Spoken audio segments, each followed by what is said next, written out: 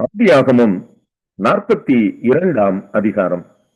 எகிப்திலே தானியம் உண்டென்று யாக்கோபு அறிந்து தன் குமாரரை நோக்கி, நீங்கள் ஒருவர் முகத்தை ஒருவர் பார்த்து கொண்டிருக்கிறது என்ன?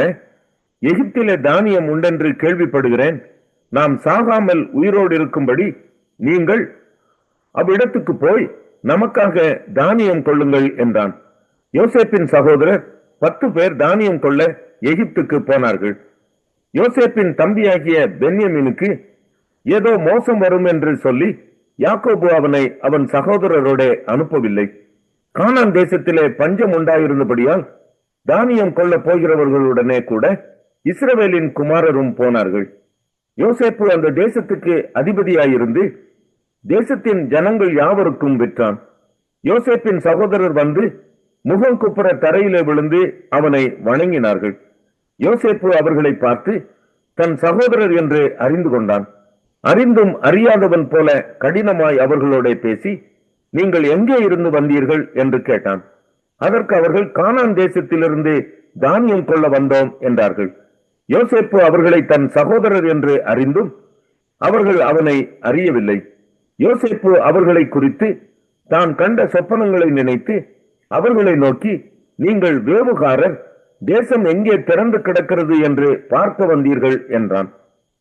அதற்கு அவர்கள், அப்படியல்ல ஆண்டவனே, உமது அடியாராகிய நாங்கள் தானியம் கொள்ள வந்தோம். நாங்கள் எல்லாரும் ஒரு தகப்பனுடைய பிள்ளைகள். நாங்கள் நிஜஸ்தர், உமது அடியார் வேவுக்காரர் அல்ல என்றார்கள். அதற்கு அவன், அப்படியல்ல, தேசம் எங்கே திறந்து கிடக்கிறது என்று பார்க்கவே வந்தீர்கள் என்றான். அப்பொழுது அவர்கள், உமது அடியாராகிய நாங்கள் 12 சகோதரர், கானான் தேசத்தில் இருக்கிற ஒரு தகப்பன் புத்திரர்.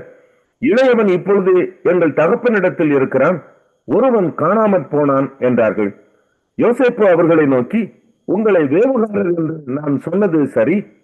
உங்கள் இளைய சகோதரன் இங்கே வந்தால் ஒழிய நீங்கள் இங்கே இருந்து புறப்படுவது இல்லை என்று ஜீவனை கொண்டு ஆணையிட்டு சொல்லுகிறேன். இதனாலே நீங்கள் சோதிக்கப்படுவீர்கள். உங்கள் சகோதரனை அழைத்து வரும்படி உங்களில் ஒருவனை அனுப்புங்கள். உங்களிடத்தில் உண்மை உண்டோ இல்லையோ என்று உங்கள் வார்த்தைகள் சோதிக்கப்படும் அளவும் நீங்கள் காவலில் இருக்க வேண்டும். இல்லாவிட்டால் நீங்கள் வேவுக்காரர்கள் என்று ஜீவனை கொண்டு ஆணையிட்டு சொல்லுகிறேன் என்று சொல்லி அவர்கள் எல்லாரையும் 3 நாள் காவலிலே வைத்தான். 3ஆம் நாளிலே யோசேப்பு அவர்களை நோக்கி, நான் தேவனுக்கு பயப்படுகிறவன். நீங்கள் உயிரோடு இருக்கும்படிக்கு ஒன்று செய்யுங்கள்.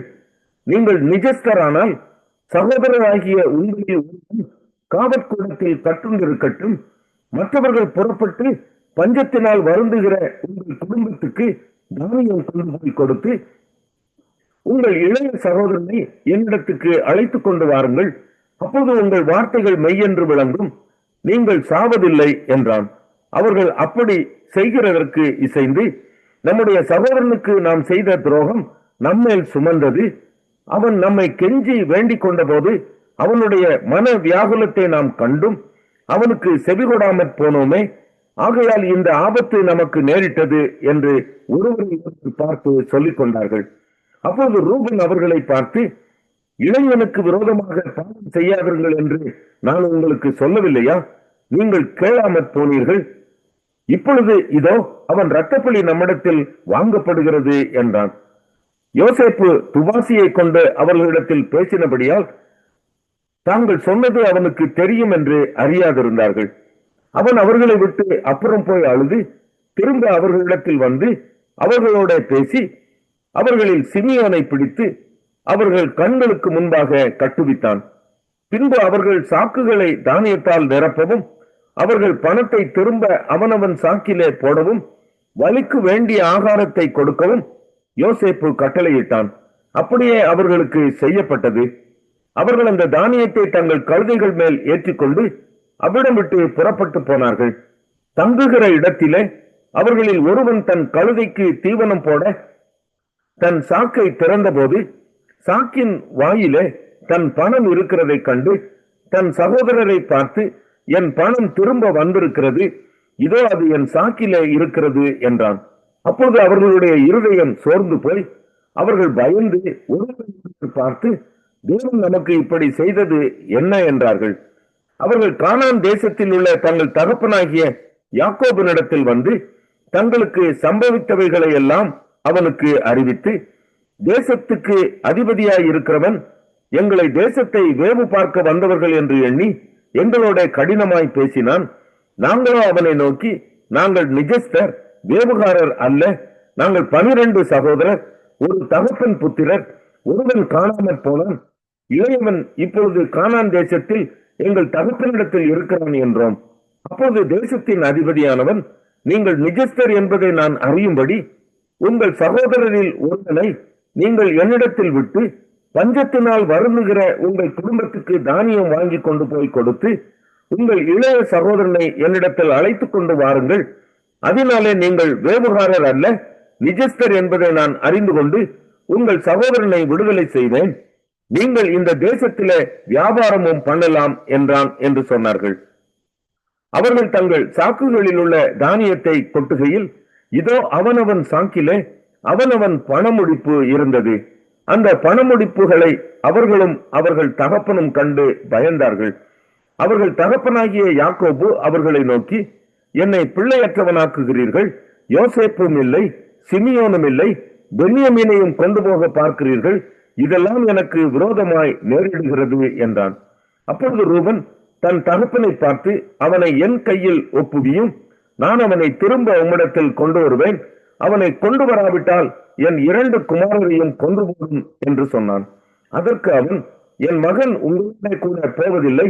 அவன் தமையன் இறந்து போனான், இவன் ஒருவன் மீதியாயிருக்கிறான். நீங்கள் போகும் வழியில் இவனுக்கு மோசம் நேரிட்டால் நீங்கள் என் நரைமயிரை சஞ்சலத்தோட பாதாளத்தில் இறங்க. ஆதியாகமம் 43ஆம் அதிகாரம். தேசத்திலே பஞ்சம் கொடிதாயிருந்தது. எகிப்திலிருந்து அவர்கள் கொண்டு வந்த தானியம் செலவழிந்த போது அவர்கள் தகப்பன் அவர்களை நோக்கி, நீங்கள் திரும்ப போய் நமக்கு கொஞ்சம் தானியம் வாங்கி கொண்டு வாருங்கள் என்றான். அதற்கு யூதா, உங்கள் சகோதரன் உங்களுடைய கூட வராவிட்டால் நீங்கள் என் முகத்தை காண்பதில்லை என்று அந்த மனிதன் எங்களுக்கு சத்தியமாய் சொன்னான். எங்கள் சகோதரனை நீர் எங்களோட கூட அனுப்பினால் நாங்கள் போய் உமக்கு தானியம் வாங்கி கொண்டு வருவோம். அனுப்பாவிட்டால் நாங்கள் போக மாட்டோம். உங்கள் சகோதரன் உங்களோட கூட வராவிட்டால் நீங்கள் என் முகத்தை காண்பதில்லை என்று அந்த மனிதன் எங்களோட சொல்லி இருக்கிறான் என்றான். அதற்கு இஸ்ரவேல், உங்களுக்கு இன்னும் ஒரு சகோதரன் அந்த மனிதனுக்கு சொல்லி ஏன் எனக்கு இந்த துன்பத்தை வருவித்தீர்கள் என்றான். அதற்கு அவர்கள், அந்த மனிதன் உங்கள் தகப்பன் இன்னும் உயிரோடு இருக்கிறாரா? உங்களுக்கு இன்னும் ஒரு சகோதரன் உண்டா என்று எங்களையும் எங்கள் வம்சத்தையும் குறித்து விவரமாய் விசாரித்தான். அந்த கேள்விகளுக்கு தக்கதாக உள்ளபடி அவனுக்கு சொன்னோம். உங்கள் சகோதரனை உங்களோட கூட இங்கே கொண்டு வாருங்கள் என்று அவன் சொல்லுவான் என்பதை நாங்கள் அறிந்திருந்தோமா என்றார்கள். பின்னும் யூதா தன் தகப்பனாகிய இஸ்ரவேலை நோக்கி, நீரும் நாங்களும் எங்கள் குழந்தைகளும் சாகாமல் உயிரோடு இருக்கும்படி நாங்கள் புறப்பட்டு போகிறோம். பிள்ளையாண்டவனை என்னோட அனுப்பும், அவனுக்காக நான் உத்தரவாதம் பண்ணுவேன். அவனை என்னிடத்திலே கேளும், நான் அவனை உம்மிடத்தில் கொண்டு வந்து உமக்கு முன்பாக நிறுத்தாமற் போனால் எல்லாம் இருப்பதாக. நாங்கள் தாமதியாதிருந்தோமானால் இதற்குள்ளே 2ஆம் தரம் போய் திரும்பி வந்திருப்போமே என்றான். அதற்கு அவர்கள் தகப்பனாகிய இஸ்ரவேல், அப்படியானால் ஒன்று செய்யுங்கள். இந்த தேசத்தின் உச்சிதமான வஸ்துக்களில் கொஞ்சம் பிசின் தைலமும் கொஞ்சம் தேனும் கந்த வர்க்கங்களும் வெள்ளைப்போளமும் தெரபிந்து கொட்டைகளும் வாதுமை கொட்டைகளும் உங்கள் சாக்குகளில் போட்டு அந்த மனிதனுக்கு காணிக்கையாக கொண்டு போய் கொடுங்கள். பணத்தை இரட்டிப்பாய் உங்கள் கைகளில் கொண்டு போங்கள். சாக்குகளின் வாயிலே திரும்ப கொண்டு வந்த பணத்தையும் கொண்டு போங்கள். அது கைப்பிசகாய் வந்திருக்கும். உங்கள் சகோதரனையும் கூட்டிக் கொண்டு அந்த மனிதனிடத்துக்கு மறுபடியும் போங்கள்.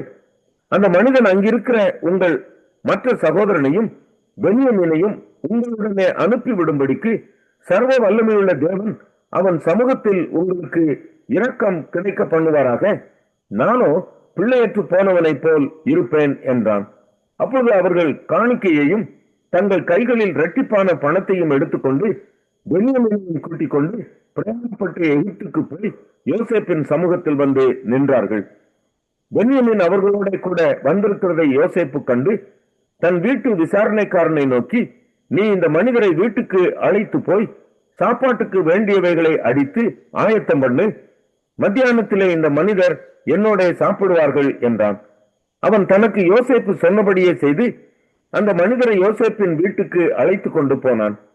தாங்கள் யோசேப்பின் வீட்டுக்கு கொண்டு போகப்படுகிறதை அவர்கள் கண்டு பயந்து, முன்னே நம்முடைய சாக்குகளில் இருந்த பணத்தின் நிமித்தம் நம்மை குற்றம் சுமத்தி நம்மை பிடித்து சிறைகளாக்கி நம்முடைய கழுதைகளை எடுத்துக் கொள்ளும்படி நம்மை கொண்டு போகிறார்கள் என்று சொல்லி யோசேப்பின் வீட்டு விசாரணைக்காரன் இடையில் சேர்ந்து வீட்டு வாசற்படியிலே அவனோட பேசி, ஆண்டவனே, நாங்கள் தானியம் கொள்ளும்படி முன்னே வந்து போனோமே, நாங்கள் தங்கும் இடத்தில் போய் எங்கள் சாக்குகளை திறந்தபோது நாங்கள் நிறுத்து கொடுத்த நிறையின்படியே அவனவன் பணம் அவனவன் சாக்கின் வாயிலே இருக்க கண்டோம். அதை நாங்கள் திரும்பவும் எங்கள் கையிலே கொண்டு வந்திருக்கிறோம். மேலும் தானியம் கொள்ளும்படி வேற பணமும் எங்கள் கையில் கொண்டு வந்திருக்கிறோம். நாங்கள் முன் கொடுத்த பணத்தை எங்கள் சாக்குகளில் போட்டது இன்னார் என்று அறியோம் என்றார்கள். அதற்கு அவன், உங்களுக்கு சமாதானம், பயப்பட வேண்டாம். உங்கள் தேவனும் உங்கள் தகப்பனுடைய தேவனுமாய் இருக்கிறவர் உங்கள் சாக்குகளில் அதை உங்களுக்கு புதிதாக கட்டளையிட்டார். நீங்கள் கொடுத்த பணம் என்னிடத்தில் வந்து சேர்ந்தது என்று சொல்லி சிமியோனை வெளியே அழைத்து வந்து அவர்களிடத்தில் விட்டான்.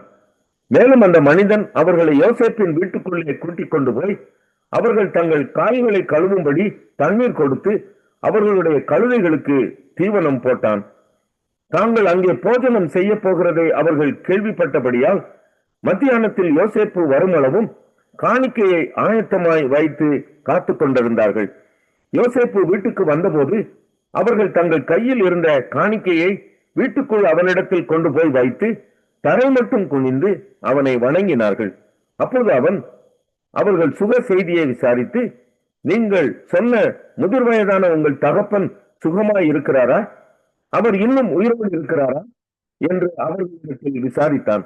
அதற்கு அவர்கள், எங்கள் தகப்பனாராகிய உமது அடியான் சுகமாய் இருக்கிறார், இன்னும் உயிரோடு இருக்கிறார் என்று சொல்லி குனிந்து வணங்கினார்கள். அவன் தன் கண்களை ஏறெடுத்து தன் தாய் பெற்ற குமாரனாகிய தன் சகோதரன் பென்யமீனை கண்டு, நீங்கள் எனக்கு சொன்ன உங்கள் இளைய சகோதரன் இவன் தானா என்று கேட்டு, மகனே, தேவனுக்கு கிருபை செய்ய கடவர் என்றான். யோசேப்பின் உள்ளம் தன் சகோதரனுக்காக பொங்கினபடியால் அவன் அழுகிறதற்கு இடம் தேடி துரிதமாய் அறைக்குள்ளே போய் அங்கே அழுதான். பின்பு அவன் தன் முகத்தை கழுவி வெளியே வந்து தன்னை அடக்கி கொண்டு, போஜனம் வையுங்கள் என்றான். எகிப்தியர் எபிரேயரோடு சாப்பிட மாட்டார்கள், அப்படி செய்வது எகிப்தியருக்கு அருவருப்பாயிருக்கும். ஆகையால் அவனுக்கு தனிப்படவும் அவர்களுக்கு தனிப்படவும் அவனோடு சாப்பிடுகிற எகிப்தியருக்கு தனிப்படவும் வைத்தார்கள். அவனுக்கு முன்பாக மூத்தவன் முதல் இளையவன் வரைக்கும் அவனவன் வயதின்படியே அவர்களை உட்கார வைத்தார்கள். அதற்காக அவர்கள் பார்த்து ஆச்சரியப்பட்டார்கள். அவன் தனக்கு முன் வைக்கப்பட்டிருந்த போஜனத்தில் அவர்களுக்கு பங்கிட்டு அனுப்பினான். அவர்கள் எல்லாருடைய பங்குகளை பார்க்கிலும் பென்யமீனுடைய பங்கு 5 மடங்கு அதிகமாயிருந்தது. அவர்கள் பானம் பண்ணி 46ஆம் சங்கீதம். அலாமோத்தில் வாசிக்க கோராகின் புத்தரில் உள்ள ராகத் தலைவனுக்கு ஒப்புவிக்கப்பட்ட பாட்டு. தேவன் நமக்கு அடைக்கலமும் பெலனும் ஆபத்து காலத்தில் அனுகூலமான துணையுமானவர். ஆகையால் பூமி நிலை மாறினாலும் மலைகள் நடு சமுத்திரத்தில் சாய்ந்து போனாலும் அதன் ஜலங்கள் கொந்தளித்து பொங்கி அதன் பெருக்கினால் பர்வதங்கள் அதிர்ந்தால் நாம் பயப்படும். சேலா. ஒரு நதியுண்டு, அதன் நீர்க்கால்கள் தேவனுடைய நகரத்தையும் உன்னதமானவர் வாசம் பண்ணும் பரிசுத்த ஸ்தலத்தையும் சந்தோஷிப்பிக்கும். தேவன் அதன் நடுவில் இருக்கிறார், அது அசையாது. அதிகாலையிலே தேவன் அதற்கு சகாயம் பண்ணுவார். ஜாதிகள் கொந்தளித்தது, ராஜ்யங்கள் தத்தளித்தது. அவர் தமது சத்தத்தை முழங்க பண்ணினார். பூமி உருகி போயிற்று. சேனைகளின் கர்த்தர் நம்மோடு இருக்கிறார். யாக்கோபின் தேவன் நமக்கு உயர்ந்த அடைக்கலமானவர். சேலா. பூமியிலே பால் கடிப்புகள் நடப்புகிற கர்த்தருடைய செய்கைகளை வந்து பாருங்கள். அவர் பூமியில் கடல்முனை மட்டும் யுத்தங்களை ஓய பண்ணுகிறார். வில்லை ஒடித்து ஈட்டியை முறிக்கிறார். ரதங்களை நெருப்பினால் சுட்டரிக்கிறார். நீங்கள் அமர்ந்திருந்து நானே தேவன் என்று அறிந்து கொள்ளுங்கள். ஜாதிகளுக்குள்ளே உயர்ந்திருப்பேன், பூமியிலே உயர்ந்திருப்பேன். சேனைகளின் கர்த்தர் நம்மோடு இருக்கிறார். யாக்கோபின் தேவன் நமக்கு உயர்ந்த அடைக்கலமானவர். சேலா.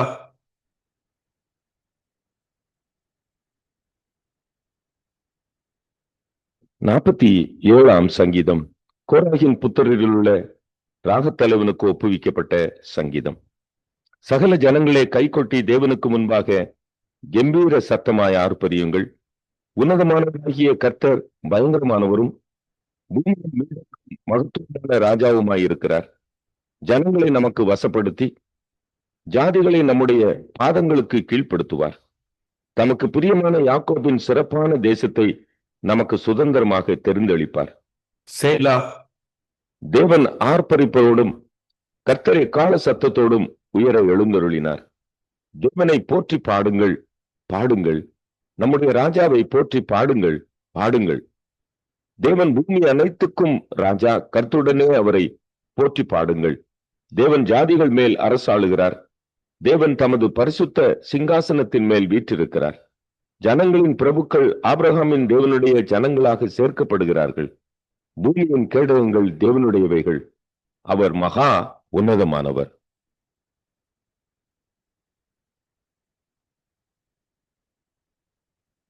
நாற்பத்தி எட்டாம் சங்கீதம் கோராகின் புத்திரருக்கு ஒப்புவிக்கப்பட்ட சங்கீத பாட்டு. கர்த்தர் பெரியவர், அவர் நமது தேவனுடைய நகரத்திலும் தமது பரிசுத்த பர்வதத்திலும் மிகவும் துதிக்கப்படத்தக்கவர். வட திசையில் உள்ள சீயோன் பர்வதம் வடிப்பமான ஸ்தானமும் சர்வ பூமியின் மகிழ்ச்சியுமாயிருக்கிறது. அதுவே மகாராஜாவின் நகரம். அதன் அரண்மனைகளில் தேவன் உயர்ந்த அடைக்கலமாக அறியப்பட்டிருக்கிறார். இதோ ராஜாக்கள் கூடிக்கொண்டு ஏகமாய் கடந்து வந்தார்கள். அவர்கள் அதை கண்டபோது பிரமித்து கலங்கி விரைந்தோடினார்கள். அங்கே நடுக்கம் கொண்டு பிரசவ வேதனைப்படுகிற ஸ்திரீயைப் போல வேதனைப்பட்டார்கள். கீழ்காற்றினால் தர்ஷீசின் கப்பல்களை நீர் உடைக்கிறீர். நாம் கேள்விப்பட்டபடியே நமது தேவனுடைய நகரமாகிய சேனைகளுடைய கர்த்தரின் நகரத்திலே கண்டோம். தேவன் அதை என்றென்றைக்கும் ஸ்திரப்படுத்துவார். சேலா. தேவனே, உமது ஆலயத்தின் நடுவிலே உமது கிருபையை சிந்தித்துக் கொண்டிருக்கிறோம். தேவனே, உமது நாமம் விளங்குகிறது போல உமது புகழ்ச்சியும் பூமியின் கடையான பரியந்தமும் விளங்குகிறது. உமது வலதுகரம் நீதியால் நிறைந்திருக்கிறது. உம்முடைய நியாய தீர்ப்புகளின் நிமித்தம் சீயோன் பர்வதம் மகிழ்வதாக. யூதாவின் குமாரத்திகள் களி கூறுவார்களாக. சீயோனை சுற்றி உலாவி அதன் கொத்தளங்களை எண்ணுங்கள். சந்ததிக்கு நீங்கள் விவரிப்பதற்காக அதன் அலங்கத்தை கவனித்து அதன் அரண்மனைகளை உற்று பாருங்கள். இந்த தேவன் என்றென்றைக்கும் உள்ள சதா காலங்களிலும் நம்முடைய தேவன். மரண பரியந்தம் நம்மை நடத்துவார்.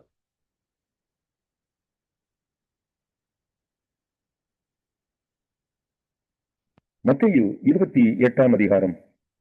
ஓய்வு நாள் முடிந்து வாரத்தின் முதலாம் நாள் விடிந்து வருகையில் மகதலேனா மரியாளும் மற்ற மரியாளும் கல்லறையை பார்க்க வந்தார்கள். அப்பொழுது பூமி மிகவும் அதிரும்படி கர்த்தருடைய தூதன் வானத்திலிருந்து இறங்கி வந்து வாசலில் இருந்த கல்லை புரட்டி தள்ளி அதன் மேல் உட்கார்ந்தான். அவனுடைய ரூபம் மின்னல் போலவும் அவனுடைய வஸ்திரம் உறைந்த மலையைப் போலவும் வெண்மையாகவும் இருந்தது. காவலாளர் அவனுக்கு பயந்ததினால் திடுக்கிட்டு செத்தவர்கள் போலானார்கள். தூதன் அந்த ஸ்திரீகளை நோக்கி, நீங்கள் பயப்படாதிருங்கள், சிலுவையில் அறையப்பட்ட இயேசுவை தேடுகிறீர்கள் என்று அறிவேன். அவர் இங்கே இல்லை, தாம் சொன்னபடியே உயிர்த்தெழுந்தார். கர்த்தரை வைத்த இடத்தை வந்து பாருங்கள். சீக்கிரமாய் போய் அவர் மரித்தோரிலிருந்து எழுந்தார் என்று அவருடைய சீஷர்களுக்கு சொல்லுங்கள். அவர் உங்களுக்கு முன்னே கலிலேயாவுக்கு போகிறார், அங்கே அவரை காண்பீர்கள். இதோ உங்களுக்கு சொன்னேன் என்றான்.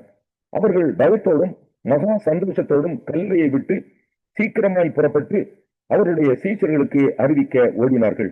அவர்கள் அவருடைய சீஷர்களுக்கு அறிவிக்க போகிற போது இயேசு தாமே அவர்களுக்கு எதிர்பட்டு வாழ்க என்றார். அவர்கள் கிட்ட வந்து அவர் பாதங்களை தழுவி அவரை பணிந்து கொண்டார்கள். அப்பொழுது இயேசு அவர்களை நோக்கி, பயப்படாதிருங்கள், நீங்கள் போய் என் சகோதரர் கலிலேயாவுக்கு போகும்படி அவர்களுக்கு சொல்லுங்கள், அங்கே அவர்கள் என்னை காண்பார்கள் என்றார். அவர்கள் போகையில் காவல் சேவகரில் சிலர் நகரத்துக்குள்ளே வந்து நடந்த யாவற்றையும் பிரதான ஆசாரியருக்கு அறிவித்தார்கள். இவர்கள் மூப்பரோட கூடி வந்து ஆலோசனை பண்ணி சேவகருக்கு வேண்டிய பணத்தை கொடுத்து, நாங்கள் நித்திரை பண்ணுகையில் அவனுடைய சீஷர்கள் ராத்திரியிலே வந்து அவனை களவாய் கொண்டு போய்விட்டார்கள் என்று சொல்லுங்கள். இது தேசாதிபதிக்கு கேள்வியானால் நாங்கள் அவரை சம்மதப்படுத்தி உங்களை தப்புவிப்போம் என்றார்கள். அவர்கள் பணத்தை வாங்கிக் கொண்டு தங்களுக்கு போதிக்கப்பட்டபடியே செய்தார்கள். இந்த பேச்சு யூதருக்குள்ளே இந்நாள் வரைக்கும் பிரசித்தமாயிருக்கிறது. 11 சீஷர்களும் கலிலேயாவிலே இயேசு தங்களுக்கு குறித்திருந்த மலைக்கு போனார்கள். அங்கே அவர்கள் அவரை கண்டு பணிந்து கொண்டார்கள். சிலரோ சந்தேகப்பட்டார்கள். அப்பொழுது இயேசு சமீபத்தில் வந்து அவர்களை நோக்கி, வானத்திலும் பூமியிலும் சகல அதிகாரமும் எனக்கு கொடுக்கப்பட்டிருக்கிறது. ஆகையால் நீங்கள் புறப்பட்டு போய் சகல ஜாதிகளையும் சீஷராக்கி பிதா, குமாரன், பரிசுத்த ஆவியின் நாமத்திலே அவர்களுக்கு ஞானஸ்நானம் கொடுத்து நான் உங்களுக்கு கட்டளையிட்ட யாவையும் அவர்கள் கைக்கொள்ளும்படி அவர்களுக்கு உபதேசம் பண்ணுங்கள். இதோ உலகத்தின் முடிவு பரியந்தம் சகல நாட்களிலும்